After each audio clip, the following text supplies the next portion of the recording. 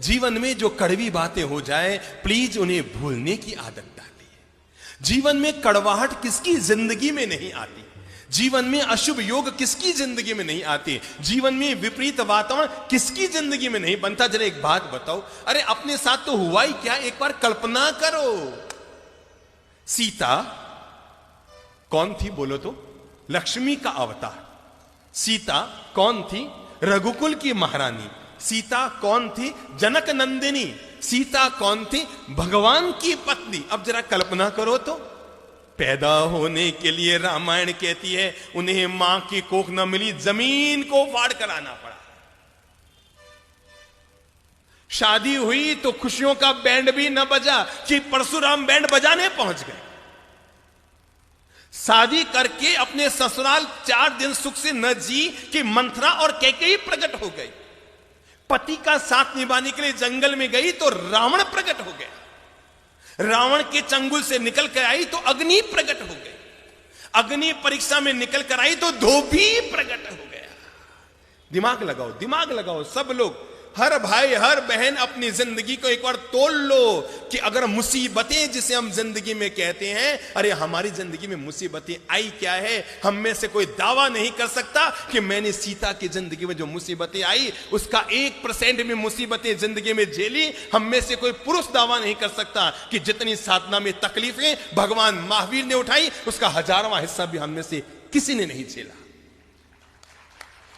किसी ने नहीं झेला। पर जरा देखो तो सही, मां की कोख नहीं, परशुराम आ गया, कैकेयी प्रकट हो गई, रावण प्रकट हो गया, अग्नि प्रकट हो गई, धोबी प्रकट हो गया। सीता को फिर वनवास जाना पड़ा।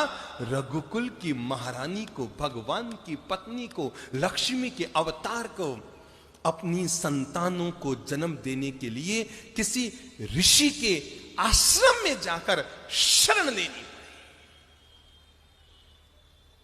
हमारी हालत उससे बोलो अच्छी? शाबाश, बहुत अच्छी। हम में से हर महिला के साथ ऐसा नहीं हुआ जैसा सीता के साथ हुआ। पर मैं आपको यह बताना चाहता हूं, इतना कुछ होने के बाद भी सीता के मन में शांति थी, चेहरे पर मुस्कान थी और अंतर मन में औरों के प्रति पवित्र भावना थी।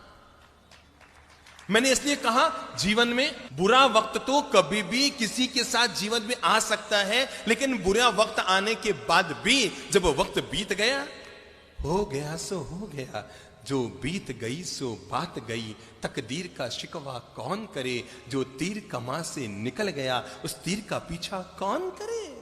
उसने आपकी जमीन दबा ली, नो प्रॉब्लम, जो मेरा है वो जाएगा नहीं और जो चला गया वो मेरा था ही नहीं। किस बात को लेकर मन में विषाद कर रहे हो और किस बात को लेकर मन में पीड़ा कर रहे हो।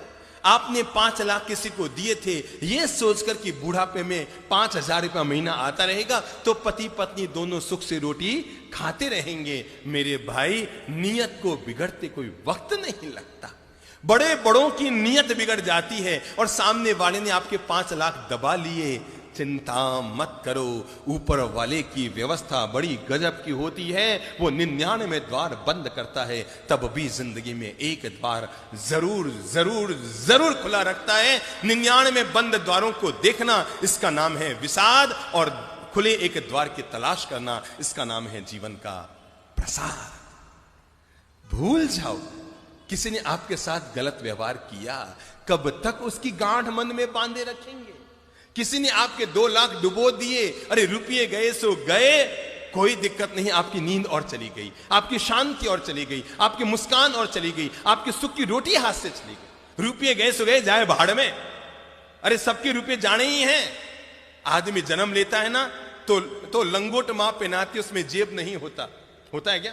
और आदमी मरता है ना तो घर वाले कफन उड़ाते हैं, कफन में जेब नहीं होता। पर आदमी कितना मूर्ख होता है, जन्मने पर लंगोट में जेब नहीं, मरने पर कफन में जेब नहीं, और जिंदगी भर जेब जेब जेब जेब भरने में ही लगा रह जाता है। सबको छोड़ना है, सबको जाना है, छूट गया सो छूट गया, चला गया सो चला गया। जीवन का मंत्र याद रखो, जो मेरा है वो जाएगा नहीं, और जो चला गया वो मेरा